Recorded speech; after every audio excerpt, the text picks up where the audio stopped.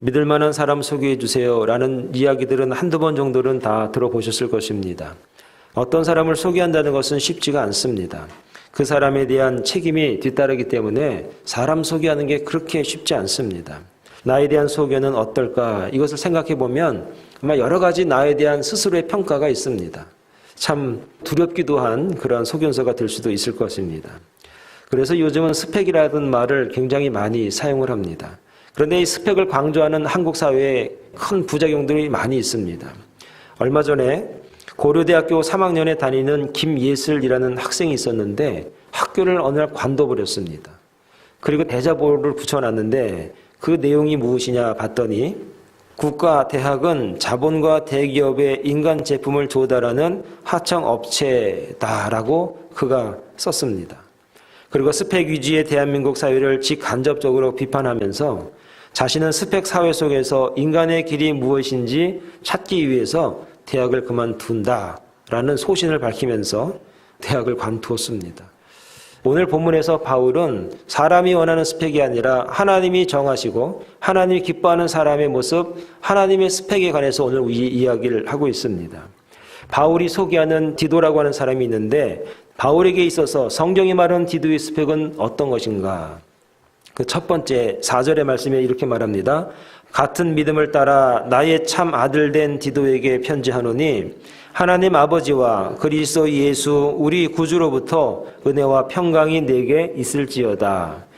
여기서 바울과 같다고 하는 의미가 몇 가지 있는데 1절에 보니까 하나님의 종이요 예수 그리스도의 사도라 그렇게 소개를 합니다.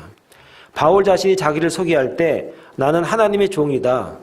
그리고 예수 그리스도의 사도다. 이렇게 자기를 당당하게 소개를 합니다. 하나님의 종이라고 이야기한 이유가 있습니다. 구약의 선지자를 부를 때 우리가 하나님의 종이다 그렇게 이야기를 했습니다. 이렇게 자기를 소개한 이유가 무엇이냐 봤더니 당시 유대인들에게 접근하는 방법이라고 학자들은 이야기합니다.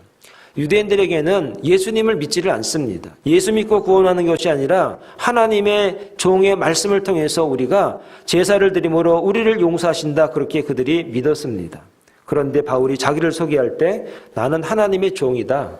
그러니까 구약시대의 선지자들이나 하나님의 종으로서 쓰임받았던 모세와 같은 그런 그런 역할을 맡은 자가 바로 나다라고 하는 겁니다. 이렇게 자기를 소개하는 이유가 무엇이냐? 그것은 바로 복음에 대한 나의 강렬한 의지를 바울이 자신을 소개하면서 이야기하는 겁니다. 오늘 저와 여러분들의 가장 좋은 스펙이 무엇인가? 내가 정말 하나님의 종으로 살고 있는가? 복음에 대한 의지를 하나님의 종으로서 소개할 수 있어야 한다라고 하는 겁니다. 그리스도의 사도라 그렇게 말합니다. 사도라는 말은 전달자라는 의미고 전령자라는 의미가 있습니다. 그리고 또 보냄을 받은 자라는 의미가 사도라는 단어 가운데 있습니다. 바울은 구약시대의 선지자의 계승자이며 동시에 하나님이 그리스도를 통하여 계시하신 복음의 전달자임을 그가 밝히고 있는 것입니다. 바로 하나님의 종이요 바로 그리스도의 사도인 내가 소개하는데 바로 디도가 그러한 일을 하는 사람이다라고 하는 겁니다. 두 번째로 디도를 소개하는데 영생의 소망이 있는 자가 바로 디도다라고 하는 겁니다. 2절에 보면 이렇게 말합니다.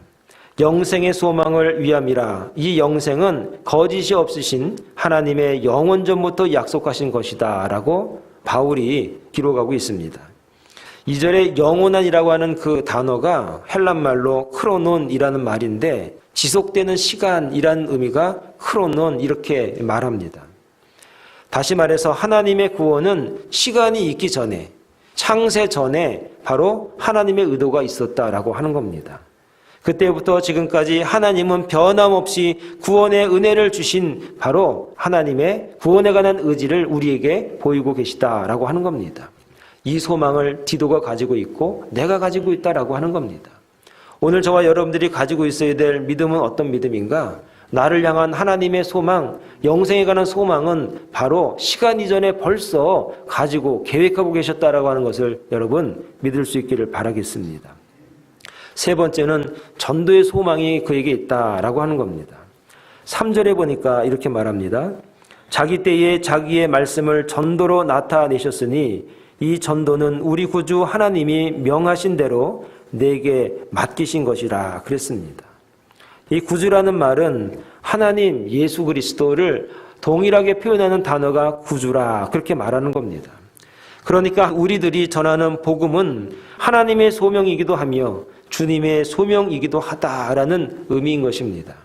주님이 오시기 전에 이 복음을 전하는 것, 주님이 오시기 전에 구원의 열망이 있는 것, 주님이 오시기 전에 주님의 말씀, 하나님의 말씀을 증거하는 것, 그 소명이 바로 오래전부터 오래전부터 하나님의 뜻으로 우리에게 전해지고 있다라고 하는 겁니다.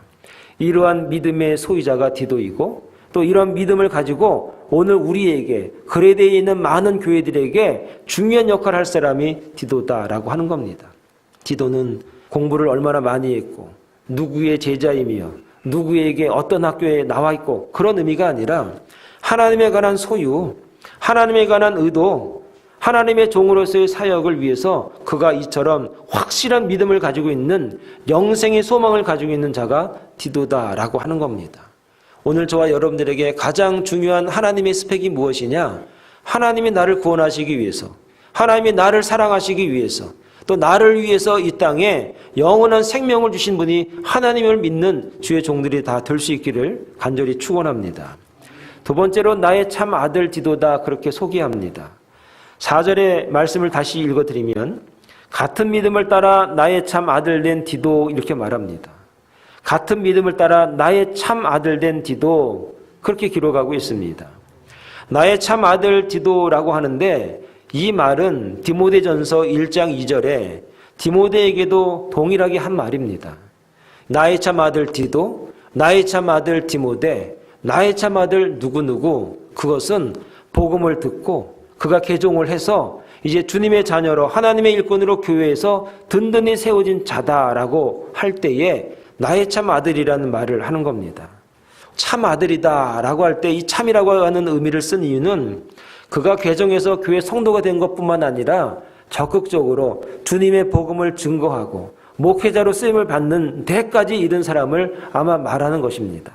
이처럼 바울이 디도를 사랑하고 디도에 대해서 이렇게 가감없이 아름답게 소개하고 참 아들로 소개하는 이유는 그가 복음을 받는 것에 끝나는 것이 아니라 이제 복음을 가지고 내가 그 역할을 감당하는 데까지 이르기 때문에 오늘 참 아들임을 오늘 우리에게 소개하고 있습니다. 사랑하는 여러분, 오늘 저와 여러분들도 복음을 듣고 이제 하나님의 자녀가 되었습니다. 그렇다면 또 다른 자녀를 만들어내고 양상해내고 또 그것을 위해서 헌신하고 도전하는 그런 주의 종들이 다 될 수 있기를 간절히 축원을 드리겠습니다. 세 번째로 내가 그레데에 남겨둔 사람이 디도다라고 합니다. 자, 5절의 말씀을 한번 다 같이 읽어보도록 하겠습니다. 5절 시작. 내가 너를 그레데에 남겨둔 이유는 남은 일을 정리하고 내가 명한 대로 각 성에 장로들을 세우게 하려 함이라 그랬습니다. 이렇게 하나님과 함께하는 디도, 하나님의 스펙이 있는 디도를 내가 그레데에 남겨둔 이유가 있는데 그 첫 번째가 무엇이냐? 내가 남은 일을 정리하게 하기 위해서다. 두 번째는 내가 명한 대로 각 성에 장로들을 세우게 하려 함이라. 이런 두 가지 이유 때문에 바로 디도를 그레데에 남겼다 하는 겁니다. 여러분 집안 정리 잘 하십니까? 정리라고 하는 게 무엇이냐? 예전 번역에 보면 부족한 일을 바로잡고 그렇게 해석을 하고 있습니다. 그러니까 바울이 그레데에 디도를 남겨준 이유가 무엇이냐면 그레데에 교회가 있는데 부족한 거예요. 온전하지 않은 거예요. 그래서 좀 잘 정리해라. 이렇게 부탁을 하는 겁니다. 부족한 것들이 몇 가지 있었는데 그 내용이 10절과 11절이에요. 불순종하고 헛된 말을 하며 속이는 자가 많은 중 할례파 가운데 특히 그러하니. 그러니까 할례파가 있는데 할례파가 문제야. 그런 얘기를 하고 있고 11절에 보면 그들의 입을 막을 것이라. 그러니까 말이 좀 안 좋았겠죠. 이런 자들이 더러운 이득을 취하려고 마땅하지 아니한 것을 가르쳐 가정들을 온통 무너뜨리는도다. 그랬습니다. 할례파 때문에 가정들이 다 난리가 났다. 그 16절에 보면 그 결과적인 얘기를 주는데 이렇게 말합니다. 그들이 하나님을 시인하나 행위로는 부인하니 가증한 자요 복종하지 아니하는 자요 모든 선한 일을 버리는 자니라. 그랬습니다. 바울이 디도를 갖다가 그레데에 남겨둔 이유가 무엇이냐? 그런 일들을 좀 잘 바로 잡아라 하는 것입니다. 그럼 우리가 할례파가 뭐냐? 그걸 알아야죠. 예수를 믿지 않았던 그 유대인들 가운데 기독교로 개종한 자들을 갖다가 할례파라 그러는 겁니다. 나중에 예수님을 영접해서 이제 나도 기독교인입니다 하는 자들이 있는데, 이들은 몸의 할례를 받아야 구원받는다는 것을 굉장히 강력하게 주장을 했습니다. 그도 그럴 것이지, 모세 때라든지 출애굽 때라든지, 그리고 더 올라가면은 아브라함이 이삭에게 역사적으로 봤을 때 할례를 굉장히 중요하게 여겼습니다. 그러니까 몸에다가 할례를 받아야 구원받는다, 이거를 굉장히 강조한 거예요. 그런데 여러분, 성경을 자세히 보면은 할례라고 하는 진정한 의미는 무엇이냐면, 하나님을 나의 구주로 영접하고 하나님을 하나님으로 믿는 자들이 할례를 행하는 겁니다. 아무나 하는 것이 아니라 하나님을 믿는 자들이 하는 게 할례인 겁니다. 믿는 자들이 하는 게 할례지, 할례 받았기 때문에 믿는 게 아니라는 겁니다. 로마서 10장 9절에 보면 이렇게 말하고 있습니다. 내가 만일 내 입으로 예수를 주로 시인하며 또 하나님께서 그를 죽은 자 가운데서 살리신 것을 내 마음에 믿으면 구원을 받으리라. 복음은 오늘 우리에게 뭐라고 말하는가? 할례 받아야 구원받는 게 아니라 내가 예수 그리스도를 믿음으로 말미암아 구원받고 내 입으로 시인함으로 말미암아서 구원을 완성하는 것이다, 그렇게 말하고 있습니다. 로마서 10장 10절에 그래서 이렇게 또 말하고 있습니다. 사람이 마음으로 믿어 의에 이르고 입으로 시인하여 구원에 이르느니라. 오늘 저와 여러분들이 어떻게 구원받았습니까? 할례 받았기 때문에 구원의 자녀가 되었습니까? 아닙니다. 복음이 오늘 우리에게 왜 중요한가? 복이 왜 우리에게 구원에 유익한 것인가?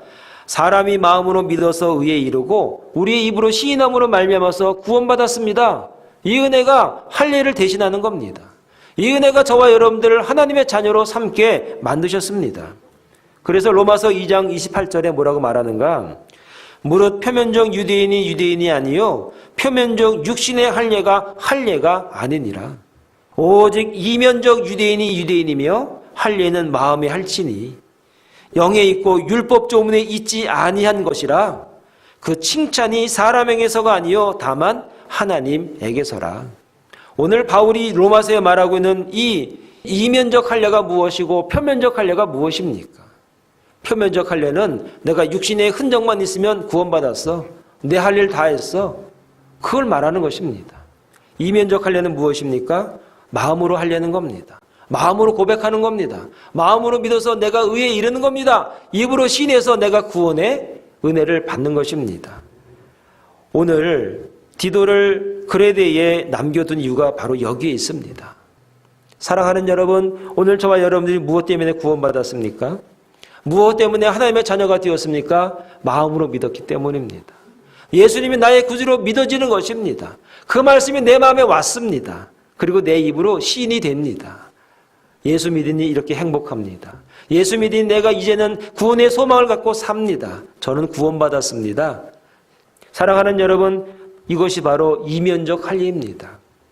당시에 많은 사람들이 표면적인 걸 좋아했습니다. 드러나는 걸 좋아했습니다. 누가 알아주는 걸 좋아했습니다. 사람에게 칭찬받고 사람이 인정해주고 사람들에게 보여줘야만 했습니다. 표면적 할례자들의 특징이었습니다. 이면적 할례자는 수고합니다. 헌신합니다. 사랑합니다.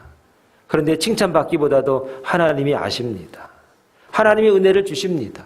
그 은혜가 크기 때문에 제가 이렇게 살 수가 있습니다. 오늘 저와 여러분들을 이 사랑의 동산교회에 남겨둔 이유가 무엇일까?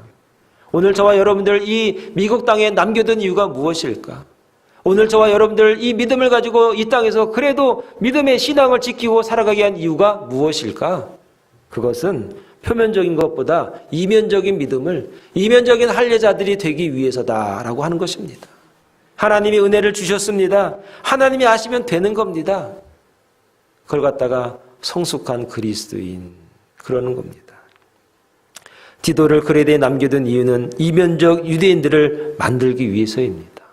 오늘 저와 여러분들이 세상에 나가서 이면적 할례자로 살기를 바랍니다. 많은 사람들이 이면적 할례자의 모습을 어떻습니까? 열심히 삽니다. 최선을 다합니다. 성실합니다. 그렇게 일을 잘할 수가 없습니다. 그렇게 성실하게 그렇게 잘 도와줄 수가 없습니다. 그런데 자랑하지 않습니다. 그것으로 끝이 납니다. 나에게 주신 복은 하나님께서 칭찬하십니다. 그러니 세상 사람들이 그를 따르지요. 그러니 세상 사람들이 그를 존경하지요. 그러니 세상 사람들이 그와 같이 살려고 힘쓰고 노력하지요. 사랑하는 여러분, 저와 여러분들이 이 벨리 지역의 우리 교회 성도들만이라도 이처럼 이런 모습으로 살 수만 있다면 이것을 빛이라고 말할 수가 있고 소금이라고 우리가 말하는 것입니다. 이제는 저와 여러분들이 이면적인 그리스도인으로서 승리하는 삶을 살아가는 주의 종들이 다 될 수 있기를 간절히 축원합니다. 그레디에 남겨둔 두 번째 이유가 무엇이냐? 장로를 세워라 그랬습니다. 5절에 보니까 내가 너를 그레디에 남겨둔 이유는 남은 일을 정리하고 내가 명한 대로 각 성에 장로를 세우게 하려 함이니 그랬습니다. 장로는 사도행전 11장에 처음으로 장로라는 말을 바울이 언급을 합니다. 사도행전 14장 23절에 보니까 바나바와 함께 장로를 세웁니다. 임명하는 이야기가 나와요. 사도행전 20장에 가면 이 장로라는 직분의 단어가 뭘로 바뀌냐면 감독자 그렇게 바뀌어요. 그리고 고린도전서 16장 16절에 보니까 수고하는 자 이렇게 바뀌어요. 그럼 이 단어를 다 모으면은 뭐 하는 사람들이냐? 장로는 교회에서 열심히 수고하면서 감독하는 사람이다 라는 내용으로 우리가 정리할 수가 있습니다. 장로라는 직분이 없어도 열심히 수고하고 교회를 잘 관리 감독하면 장로님인 거예요, 사실은. 많은 사람들에게 본이 되게 하려고 이제 그런 장로를 잘 세우라 하는데 장로를 세우는 몇 가지 덕목이 있어요. 첫 번째 6절에는 뭐라고 말하는가? 책망할 것이 없고 한 아내의 남편이며 방탕하다는 비난을 받거나 불순종하는 일이 없는 믿는 자녀를 둔 자라야 할지니라 그랬습니다. 그러니까 6절의 이 내용을 갖다가 한 문장으로 만들면 가정이 온전한 집, 가정이 평화로운 집, 가정이 잘 돼가는 집, 가정 때문에 누가 시비 걸 일이 없는 집, 그들 중에 장로 세워 그런 얘기입니다. 여러분 가정이 어떻습니까? 하나님의 일꾼이기 전에 우리가 어떻게 돼야 되는가? 가정을 잘 평화롭게 만들 줄 알아야 돼요. 그런 중에서 장로들이 만들어지는 거예요. 두 번째는 7절입니다. 감독은 하나님의 청지기로서 책망할 것이 없고 제 고집대로 하지 아니하며 급히 분내지 아니하며 술을 즐기지 아니하며 구타하지 아니하며 더러운 이득을 탐하지 아니하며 그랬습니다. 자, 요걸 갖다가 한 단어로 만들면 청지기 이러는 겁니다. 그 단어의 뜻이 무엇이냐면은 다 위임받았습니다. 하나님이 다 줬습니다. 근데 내 건 아닌 거예요. 물질 주셨는데 내 마음대로 할 수 있어요. 권력을 주셨는데 내 마음대로 권력을 행사할 수 있어요. 근데 하나님이 주셨다를 아는 사람을 청지기 그러는 겁니다. 오늘 저와 여러분들에게 맡겨진 힘이 있습니까? 하나님이 나에게 맡겨진 지혜가 있습니까? 하나님이 나에게 맡겨진 물질이 있습니까? 하나님이 맡겨주신 거예요. 세 번째 8절인데 오직 나그네를 대접하며 선행을 좋아하며 신중하며 의로우며 거룩하며 절제하며 이것은 이웃들에 관한 얘기인데 선행을 잘 베푸는 사람들. 그래서 장로님들이 잘 하는 게 뭐죠? 밥 사요. 남을 잘 대접하는 거예요. 나도 중요하지만 남들도 나처럼 중요하다 하는 것. 그런 생각을 가지고 있는 사람들. 그런 마음으로 대접하는 사람들, 그분들 중에 장로님들이 나오라는 겁니다. 그런 사람들이 교회의 지도자가 되어야 된다 하는 겁니다. 마지막으로 중요한 거 얘기합니다. 9절 말씀인데 믿은 말씀의 가르침을 그대로 가져야 하리니 이는 능히 바른 교훈으로 권면하고 거슬러 말하는 자들을 책망하게 하려 함이라 그랬습니다.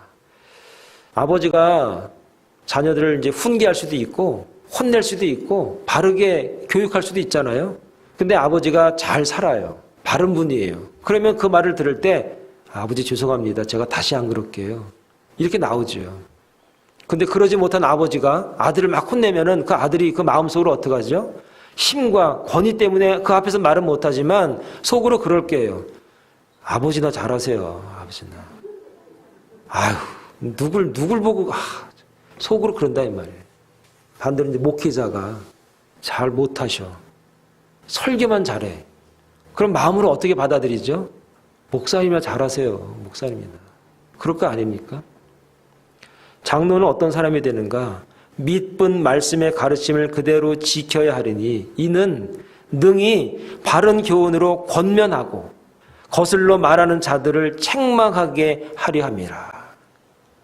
장로님들이 해야 될 게 무엇이냐면요, 교회를 감독을 잘하고 있다가 잘 안 되는 분들이 있어요.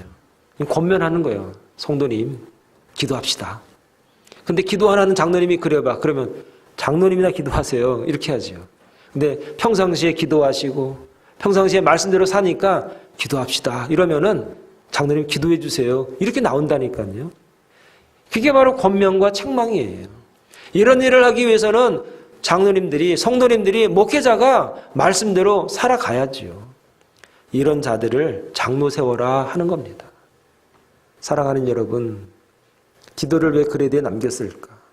김원기 목사를 왜 사랑의 동산교회에 남겼을까? 여러분들을 왜 사랑의 동산교회에 남겨두셨을까? 이 벨리 지역에 남겨두신 이유가 무엇일까? 이 미국 땅에 남겨두신 이유가 무엇일까? 오늘 이 말씀을 통해서 내 존재의 의미를 알아야 됩니다. 저는 이렇게 못 되는데 안 되겠구나. 어떤 사람이 자기의 목숨이 위험한 것을 무릅쓰고 물에 빠진 아이를 구해 주었습니다. 그래서 그 소년이 그 사람에게 이렇게 인사했습니다. 선생님, 나를 구해 주셔서 대단히 감사합니다. 이렇게 말하니까 건져준 그 신사가 그 소년에게 이렇게 말했습니다. 천만에 다만 한 가지만 기억해라. 한 가지만 기억하고 살기를 바란다.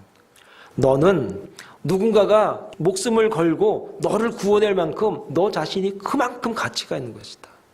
그거 잊지 말고 살았다고. 오늘 저와 여러분들이 우리를 구원하시기 위해서 예수님이 자기 목숨을 희생하셨습니다. 그 얘기는 반대로 우리가 그만한 가치가 있다는 겁니다. 그만큼 중요하고 그만큼 소중하고 그만큼 값어치 있는 존재가 저와 여러분입니다. 사람들은 스펙을 얘기합니다. 성경에서 말하는 스펙이 무엇입니까? 예수 그리스도께서 우리를 위해서 죽으신 스펙이 최고의 스펙입니다. 우리는 그만한 가치가 있습니다. 여러분, 그만한 자존심도 없습니까? 그만한 자존감도 없습니까? 내가 이만한 존재라는 것. 예수님이 나를 위해서 죽을 만큼 내가 이렇게 귀중하고 소중하고 대단한 존재라는 것. 이 자존감으로 살 때 승리하시고 능력 있게 살아갈 수 있기를 간절히 축원을 드리겠습니다. 기도하겠습니다.